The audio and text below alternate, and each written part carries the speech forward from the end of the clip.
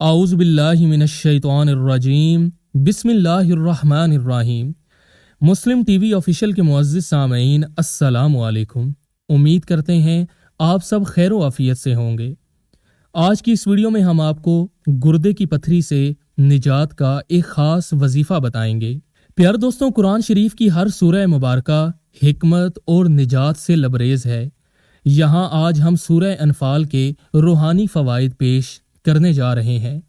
سورہ انفال کے معنی قدرتی ذخائر یا قدرتی مال کے طور پر لیا جاتا ہے، لیکن یہ سورہ غزوہ بدر کے موقع پر نازل ہوئی، جس کی وجہ سے اسے سورہ بدر بھی کہا جاتا ہے، اور اسی وجہ سے اسے سورہ انفال کا مطلب مال غنیمت کے طور پر لیا جاتا ہے۔